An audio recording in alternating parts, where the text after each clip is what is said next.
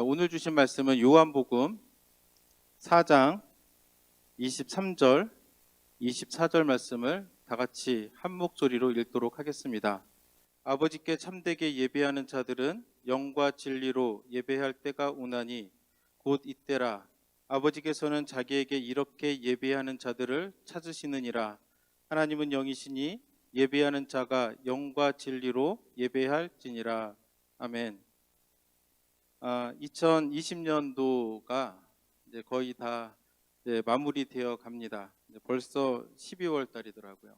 이것을 생각할 때에 참 세월이 빠르다, 그런 생각을 하게 되는데, 2020년도 하면 가장 기억에 남는 것은 이제 뭐니 해도 코로나 바이러스라고 생각을 합니다. 3월부터 봉쇄가 시작이 되어서 저희 교회도 3월 달에 갑작스럽게 예배를 클로즈 하게 되었었고, 이 확산세가 멈춰지지가 않고 아직까지도 계속해서 확진자가 이렇게 넘쳐나는 이런 상황 가운데 있는데, 또 우리가 얼마 전에 추수감사절을 보내고 또 한 해를 뒤돌아보면서 많은 성도님들로부터 듣는 이야기는 참 그래도 감사했다라는 이야기를 많이 듣게 됩니다. 그동안에 우리가 일상적으로 당연하다고 했던 것들이 이제 코로나 바이러스를 통해 가지고 이제 깨닫게 됩니다. 그게 당연한 것이 아니었구나. 하나님께서 그간에 정말 은혜를 베풀어 주신 거였구나라고 이렇게 우리가 감사할 수 있게 되었고, 또 어떤 성도님들 같은 경우는 어떤 얘기를 하냐면, 예전 같았으면 막 싸돌아다니냐고 정신 없었을 텐데 팬데믹이 와가지고 집에만 있다 보니까 성경을 또 많이 보게 됐다. 그래서 이게 참 감사하다, 이렇게 말씀하시는 분도 있습니다. 그런데 한편으로 돌아보면 코로나 바이러스로 인해서 우리가 대면 예배를 많이 드리지 못하고 많은 부분을 온라인으로 함께 드리고, 이런 여러 과정들을 통해서 정말 예배에 대한 또 위기가 각 교회마다 엄습해 오는구나 라는 그런 생각을 하게 됩니다. 뭐니 해도 예배가 가장 중요한데, 우리가 편하게 드려지는 예배에 익숙해지다 보니까 정말 하나님이 받으시는 예배를 오늘날 우리가 드리고 있는가, 이 부분에 대해서 우리가 이 시간 말씀을 통해서 함께 교훈을 나누길 원합니다. 오늘 말씀 제목은 이렇게 예배하는 자들을 찾으시느니라 입니다. 이거 누가 하신 말씀이죠? 예수님이 하신 말씀입니다. 예수님께서 말씀하시길 하나님께 참된 예배를 드려야 되는데, 하나님께서는 자기에게 이렇게 예배하는 자들을 찾으시느니라 라고 이렇게 이야기를 합니다. 이 말씀을 우리가 좀 가슴에 담아두고 오늘 말씀을 함께 들었으면 좋겠습니다. 우리가 다 아는 것처럼 요한복음 4장은 예수님께서 사마리아에 가서 우물가에서 한 여인을 만나면서 이야기가 시작이 됩니다. 보통의 유대인들은 사마리아 사람들을 상종하지 않았기 때문에 그 길을 가지 않는데, 예수님은 온 인류를 위해서, 온 잃어버린 자를 찾으시기 위해서 이 땅에 오셨기 때문에 그 길을 마다하지 아니하시고 정오의 그 뜨거운 햇볕 가운데 수가성에 가서 한 여인을 만나게 됩니다. 그래서 그 여인과 이제 대화를 나누게 되는데, 그 여인 같은 경우는 또 가장 그 해가 뜨거울 때에 이제 물을 기르러 오는 것을 보게 됩니다. 저도 어릴 때 농촌에서 자랐기 때문에 동네에 우물가가 있던 기억이 납니다. 그곳에 모여서 빨래도 하고, 그 옆에 까불다가 제가 거기 한번 빠져가지고 한번 죽을 뻔한 적도 있었는데, 그 기억이 나는데, 대개 보면 그 우물가에서 물을 기를 때 보면은 선선할 때 갑니다. 주로 아침 일찍 해 뜨기 전에 가거나, 일반적으로는 그렇게 가기 마련인데, 이 여인은 정오에 그 뜨거운 햇볕 아래 이제 물을 뜨러 가는 것을 보게 됩니다. 아마도 사람들을 만나는 것이 부담이 되거나 또 사람들을 피해서 이제 그 시간에 갔을 것으로 보여지는데, 예수님께서 그것을 아시고 그 시간에 그 여인을 만나러 이제 수가성 그 우물가에 이제 가게 되었습니다. 그래서 물 한 잔을 달라고 이렇게 이야기를 하면서 대화를 하다가 예수님이 무슨 말씀을 하시냐면, 영원히 목마르지 않는 영생수가 있다라고 이야기를 해줍니다. 그랬더니 그 여인이 그것을 내가 가질 수 있냐라고 했더니 예수님께서 갑자기 뭐라고 하시냐면 이제 16절에 있는 것처럼 내 남편을 이제 불러오라라고 하면서 그녀의 숨겨졌던 죄를 드러내기 시작을 합니다. 여인은 그 대답에 대해서 나는 남편이 없다라고 이야기를 하는데 알고 봤더니 이전에 5명이나 되는 남편이 있었고 지금 함께 사는 남자도 함께 살기는 사는데 남편은 아니니까 남편이 없는 것도 맞다라고 하면서 그녀의 그 음란했던 그 죄악된 삶의 그 모습을 이제 드러내면서 그 죄에 대해서 이야기를 합니다. 영생수를 달라고 했더니 갑자기 그녀가 가지고 있는 죄에 대해서 그렇게 이야기를 합니다. 그랬더니 여인은 생수 이야기를 하다 말고 갑자기 예수님께 이제 질문을 하면서 예배를 어디서 드리는 것이 옳은 예배인가라고 그렇게 이야기를 합니다. 그래서 요한복음 4장 20절의 말씀을 우리 함께 보면 여인이 이렇게 이야기합니다. 우리 조상들은 이 산에서 예배하였는데 당신들의 말은 예배할 곳이 예루살렘에 있다 하더이다. 우리가 아무 생각 없이 이 본문을 읽다 보면 대화의 주제가 이리 갔다 저리 갔다 막 저리 갔다 좀 이렇게 정신이 없을 수가 있는데 이것을 좀 이렇게 추려서 보면 예수님이 영생수를 언급하고 죄에 대해서 언급을 하니까 여인이 생각할 때에 죄의 문제가 있었구나. 그럼 어떻게 이것을 풀어낼까 하다가 예배를 통해서 이 문제를 풀 수가 있겠구나라는 생각을 하게 됩니다.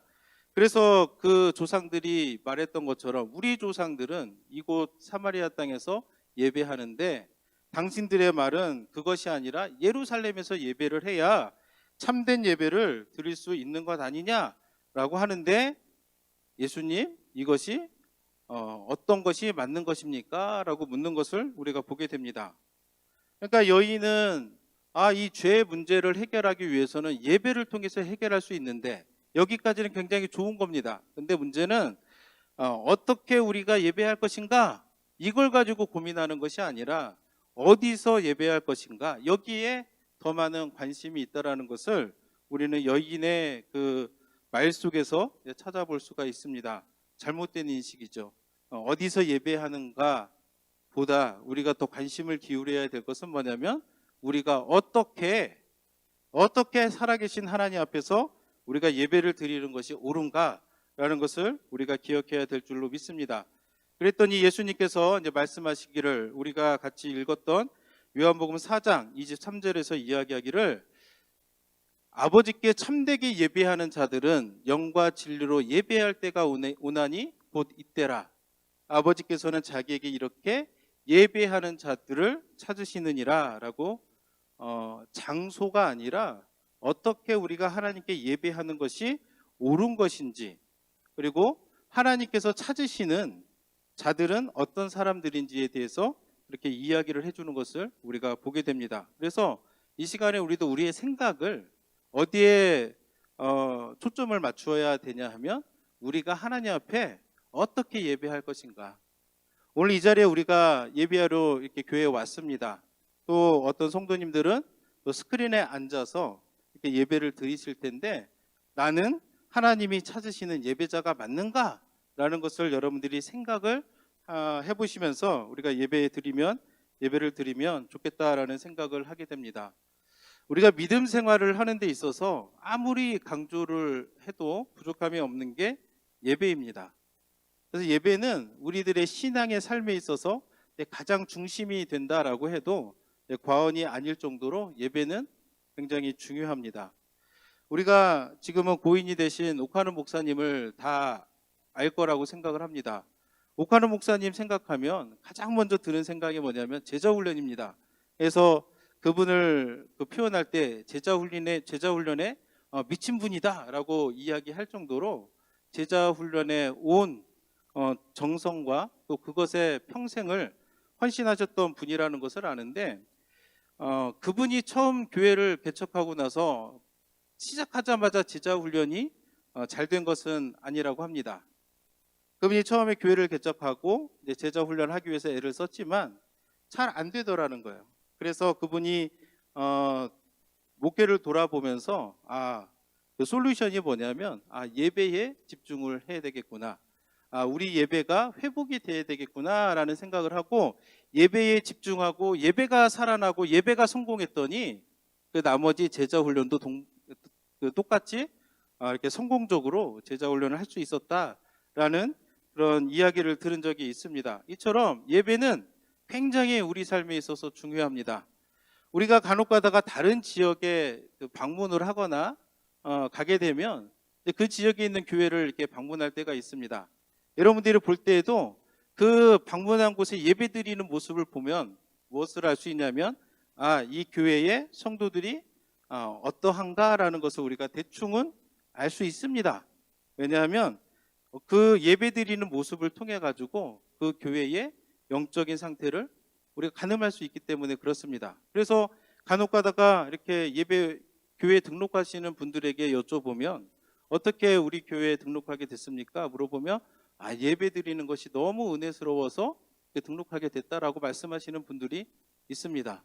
그러니까 그 교회 예배 드리는 모습을 보면 이 사람들의 이 교회의 신앙이 어떠한지, 얼마나 영적으로 성숙한지라는 것을 우리가 깨달아 알 수 있고, 또 교회뿐만 아니라 그 개인적으로도 봐도 그 사람이 어떻게 예배를 드리는가, 그 모습을 봤을 때 이 사람의 신앙의 상태가 어떠한가까지도 우리가 알 수 있다는 것을 우리가 알아야 됩니다. 그렇기 때문에 우리는 예배에 힘써야 될 줄로 믿습니다.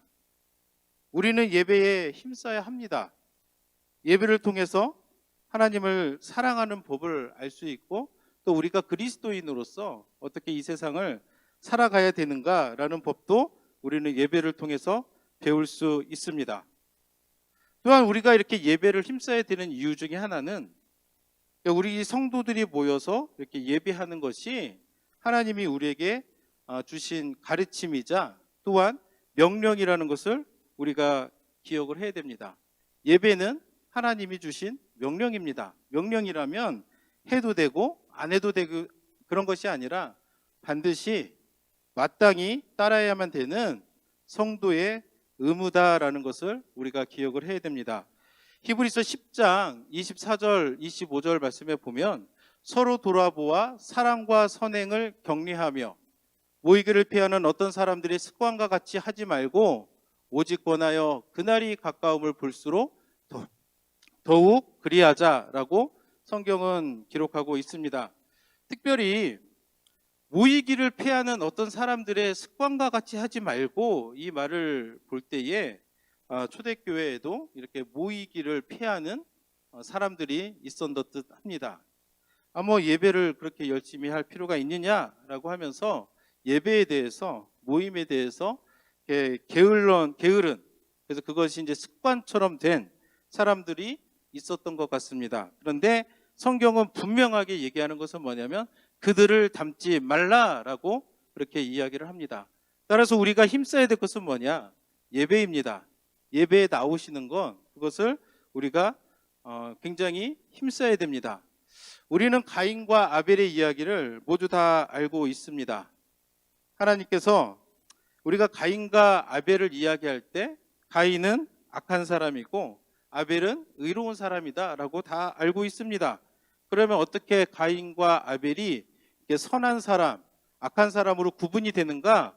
그들이 예배드리는 모습을 통해서 그들의 신앙이 구분됐다라는 것을 우리가 기억을 해야 됩니다. 그래서 창세기 4장 4절 5절에 보니까 아벨은 자기도 양의 첫 새끼와 그 기름으로 드렸더니 여호와께서 아벨과 그의 제물은 받으셨으나 가인과 그의 제물은 받지 아니하신지라 가인은 몹시 분하여 안색이 변하니. 하나님께서 가인과 아벨을 어떻게 판단하셨는가? 그들이 하나님 앞에서 예배드리는 그 모습을 보고 판단하셨다는 거예요. 그들의 평소의 어떤 언행이나 그것이 아니라는 겁니다. 그들이 어떻게 예배하는가 그 모습을 보고. 그러니까 사실은 그 평소의 언행도 예배의 모습 속에 다 드러난다라는 것을 우리가 깨달아 알 수 있는데, 중요한 것은 뭐냐면 하나님은 그만큼 예배를 중요시한다라는 것을 우리가 기억을 해야 됩니다.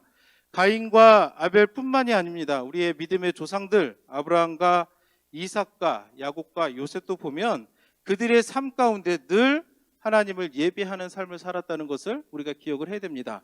예배를 하면서 그들의 믿음이 자라고, 그리고 그 믿음이 생기다 보니까 그 험악한 세상 속에서 이 세상을 이기며 살아갈 수 있게 된 겁니다.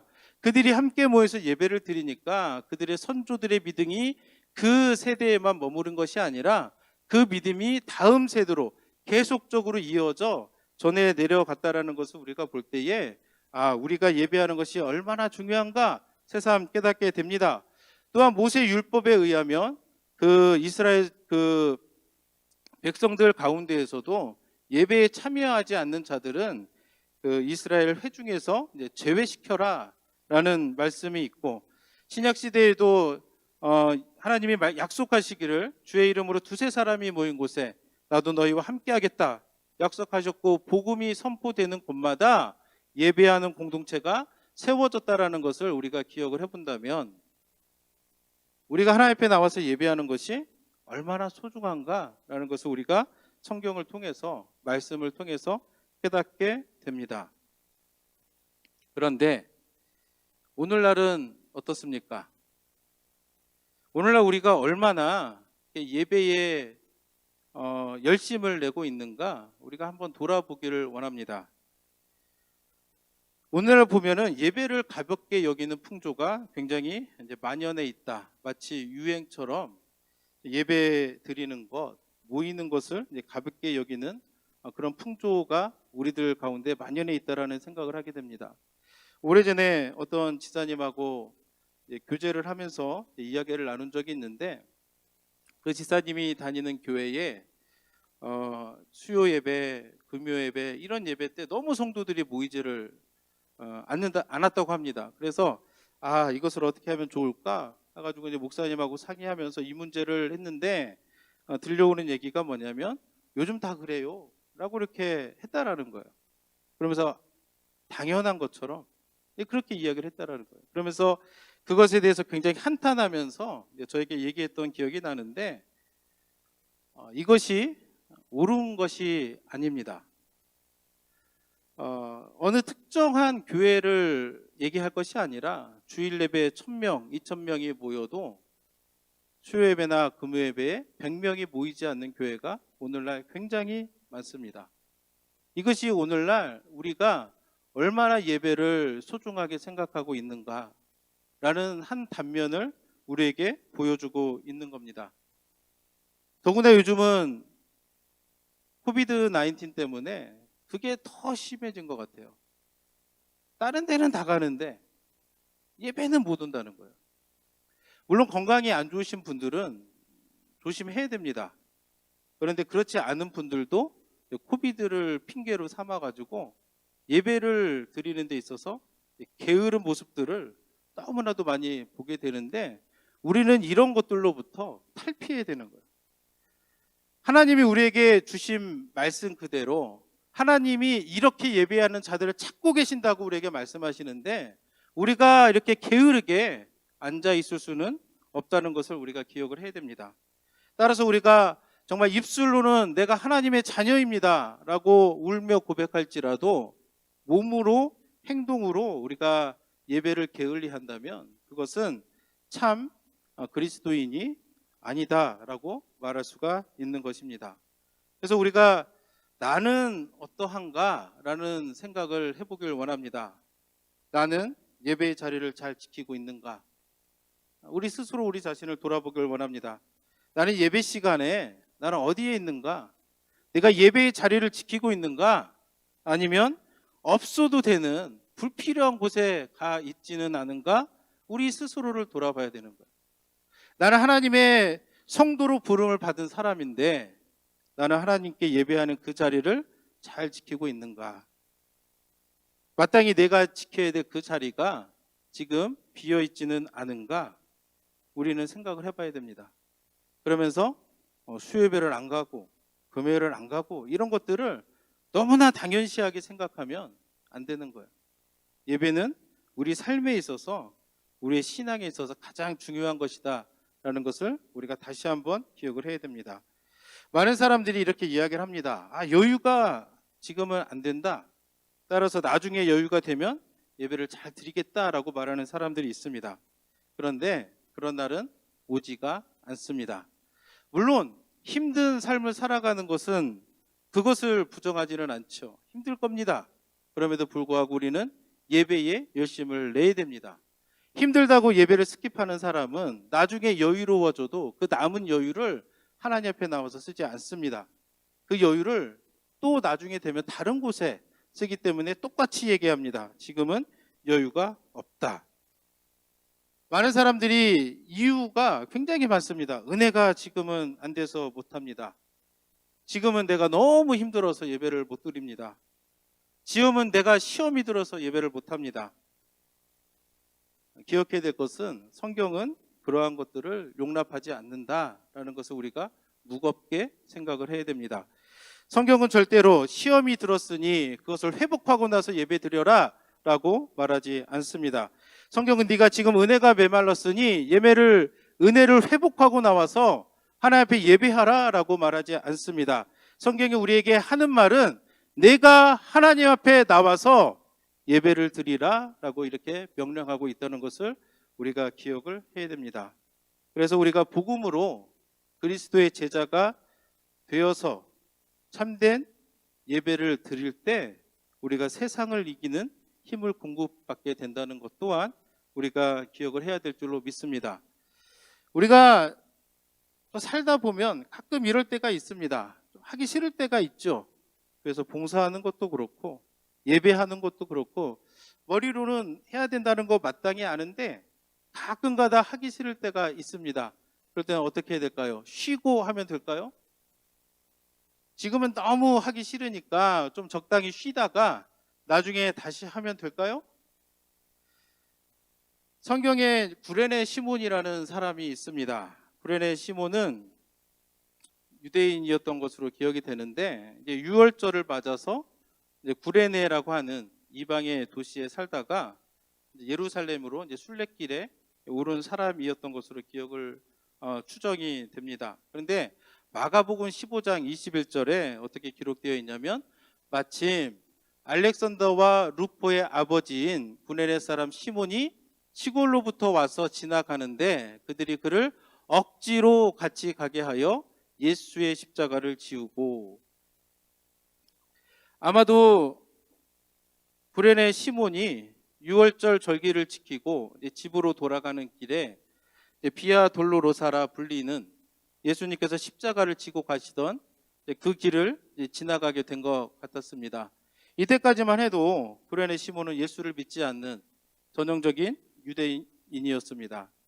그런데 하필 그 시점에 예수님이 너무 힘이 들어서 십자가를 지고 가지 못하는 상황이 발생하니까 그 군인들이 구레네 사람 시몬에게 와가지고 십자가를 지우는데 어떻게 십자가를 지느냐? 억지로 그 십자가를 졌다라는 거예요. 억지로. 원치 않았습니다. 자기가 예수님이 너무 힘드니까 내가 대신 그 십자가를 지겠습니다 라고 말하지 않았는데 억지로 그 십자가를 졌는데 이 길을 통해서 그 구레네 시몬에게 어떤 변화가 나타났냐? 예수 그리스도를 믿게 되는, 그래서 구원의 은혜를 얻게 되는 영광을 얻었다는 것을 우리가 기억을 해야 됩니다. 그래서 따라서 우리가 예배를 드릴 때 때로는 하기 싫은 마음이 들지라도 억지로라도 이렇게 주의 일에 참여하고 억지로라도 이렇게 예배에 나와서 예배를 드리는 게 안 하는 것보다 낫다라는 것을 우리가 기억을 해야 됩니다. 물론 우리가 자발적으로 이렇게 드리는 것이 베스트지만 그렇지 못한다 할 때에는 억지로라도 하는 게 그래도 아무것도 안 하는 것보다 낫다라는 것을 우리가 성경을 통해 알게 됩니다. 그래서 로마서 16장 13절에 보시면 주 안에서 택하심을 입은 루포와 그의 어머니에게 문안하라. 그의 어머니는 곧 내 어머니니라 라고 사도 바울이 이야기를 하고 있는데, 루포와 그러면 아까 우리가 마가복음 15장에서도 뭐라고 나와 있냐면 루포의 아버지 구레네 시몬이라고 이야기를 합니다. 그러니까 그 시간에 억지로 예수 그리스도의 십자가를 지었더니 그가 예수 그리스도를 믿는 사람이 되었고 그 가정도 모두가 예수 그리스도를 영접한 사람이 되어서 나중에 사도 바울의 동역자가 되어서 성경에 이름을 남기는 은혜를 입었다라는 것을 우리가 깨닫게 됩니다. 억지로 십자가를 졌는데 그것이 도리어 그의 삶에 커다란 축복으로 다가왔다라는 것을 우리는 기억을 해야 될 줄로 믿습니다. 그래서 우리가 예배는 축복의 통로임을 여러분들이 기억하시길 바랍니다. 잠자는 영혼을 깨우고 어둠 가운데 있는 우리에게 진리의 빛을 비추고 그리고 구원에 이르는 지혜와 믿음을 우리는 예배를 통해 얻을 수 있습니다. 예배를 통해서 우리는 하나님 앞에서 우리의 참모습을 발견하게 됩니다. 그리고 이런 죄인을 구원해 주신 하나님의 사랑을 우리가 깨닫게 됩니다. 그러므로 우리가 불신앙의 풍조를 본받지 말기를 원합니다. 예배를 드리지 않아도 괜찮다라고 말하는 사람이 있다면 그 사람의 말에 귀를 기울이지 말기를 바랍니다. 예배에 모이지 않는 것은 이 세상의 풍조입니다. 예배를 드리지 않는 것, 그것은 하나님이 기뻐하시는 마음이 아닙니다. 우리가 해야 될 것은 뭐냐면 이 세상을 기쁘게 하는 것이 아니라 하나님을 기쁘게 해드리는 것임을 우리가 기억을 해야 됩니다. 그래서 갈라디아서 1장 10절에서도 이제 내가 사람들에게 좋게 하랴, 하나님께 좋게 하랴, 사람들에게 기쁨을 구하랴. 내가 지금까지 사람들이 기쁨을 구하였다면 그리스도의 종이 아니니라. 우리가 누구를 기쁘게 해야 됩니까? 사람입니까? 하나님입니까? 분명히 성경이 우리에게 가르쳐주는 것은 뭐냐면 사람을 기쁘게 한다면 그것은 그리스도의 종이 아니다. 그렇기 때문에 우리가 하나님을 기쁘게 하는 사람이 되어야 되는데 이것을 하기 위해서는 우리가 예배에 열심을 다하고 진심으로 예배해야 된다는 것을 우리가 기억을 해야 됩니다. 그래서 마지막으로 그러면 우리가 어떻게 예배해야 되는가를 나누기를 원하는데 단순히 그럼 예배에 참석하면 그게 다냐? 물론 아니죠. 어떻게 예배해야 되느냐? 하나님이 기뻐하시는 참된 예배를 드려야 됩니다. 우리가 예배에 참석하면서 마음은 딴 데 있고 몸만 와 있는 것을 하나님이 기뻐하지 않는다고 성경은 우리에게 가르쳐주고 있습니다. 그래서 마가복음 15장 8절 9절에서 말하기를 이 백성이 입술로로 나를 공경하되 마음은 내게서 멀도다. 사람의 계명으로 교훈을 삼아 가르치시니 나를 헛되이 경배하는 도다 하였느니라 하시고, 예나 지금이나 이렇게 대충 건성으로 이렇게 예배하는 사람들이 많았던 듯합니다. 그럴 때마다 하나님이 하시는 말씀이 뭐냐면 그것을 하나님이 기뻐하지 않는다는 겁니다. 나를 헛되이 경배하지 말라고 하나님이 말씀하시는 것을 우리가 기억을 해야 됩니다. 그러므로 우리는 어떻게 되느냐? 온 마음을 다해서 온 정성을 다해서 하나님께 예배를 드려야 됩니다. 기억해야 될 것은 하나님은 우리 마음의 중심을 알고 있습니다. 우리의 잘못된 생각들, 예배만 참석하면 된다라고 하면서 삶은 말씀에 순종하지 않고 우리가 예배만 참석한다면 하나님은 그것을 기뻐하지 않습니다. 우리가 정말 마음속에 하나님을 향한 그 간절한 마음을 이렇게 젖혀두고 단순히 예배에만 참석하면서 마음은 딴 데 있고 몸만 와서 이곳에 있다면 그것은 하나님이 기뻐하시는 것이 아니라는 것을 우리가 기억을 해야 됩니다. 지난주에 최한나 성도님을 만나서 대화를 했는데 그분이 어떤 고백을 하냐면 주일날이 너무 기쁘다는 거예요. 그분의 삶 가운데서 주일날 예배하는 그 시간이 가장 기쁜 순간이어서 정말로 며칠 전서부터 그 시간을 생각하면서 마음이 설레고 기대하고 그러면서 이렇게 주님 앞에 나와서 예배한다고 고백을 하시더라고요. 하나님이 그 예배를 얼마나 기쁘게 받으시겠습니까? 오늘날 우리가 회복해야 될 예배가 바로 그런 예배를 우리가 하나님 앞에서 회복해야 됩니다. 온 마음을 다해서 단지 하나님의 은혜만 구하는 것이 아니라 아마 예배를 통해서 우리가 하나님을 만나고 우리 죄의 문제를 회개하고 예배를 통해서 성령의 은혜 가운데서 진리를 붙들고 그리고 세상을 이기는 힘을 우리가 공급을 받아야 됩니다. 습관적으로 지각하는 분들이 있는데 고쳐야 됩니다. 준비 없이 드리는 헌금 하나님이 기뻐하지 않습니다. 예배보다는 예배 이후의 스케줄에 더 마음을 쏟는다면 이러한 것들은 준비되지 못한 예배의 한 단면일 것이고 또 하나님이 기뻐하지 않는다라는 것을 우리가 기억을 해야 됩니다. 그래서 우리는 참된 예배를 드리기 위해서 예배 시간에 와서 몸만 있는 것이 아니라 진짜 우리 하나님을 만나기 위해서 우리가 준비를 해야 됩니다. 그래서 우리가 예배 오기 전에 기도하면서 하나님, 내가 하나님께 참된 예배를 드리길 원합니다. 하나님, 내가 이 예배를 통해서 정말로 나를 위해서 십자가 지신 그 예수 그리스도를 경험하고 만나는 시간이 되기를 원합니다. 라고 기도로 준비하시는 여러분들이 되기를 예수님의 이름으로 축복합니다. 지금도 우리가 기억해야 될 것은 하나님은 온 땅을 두루 감찰하시며 이렇게 하나님이 말씀하신 대로 예배하는 자를 찾고 계신다라는 것을 우리가 기억을 해야 됩니다. 따라서 내 방법이 아니라 하나님께서 말씀하신 그대로 예배함으로 우리가 하나님께 영광 올려드리는 저와 여러분들이 되기를 예수님의 이름으로 축복합니다.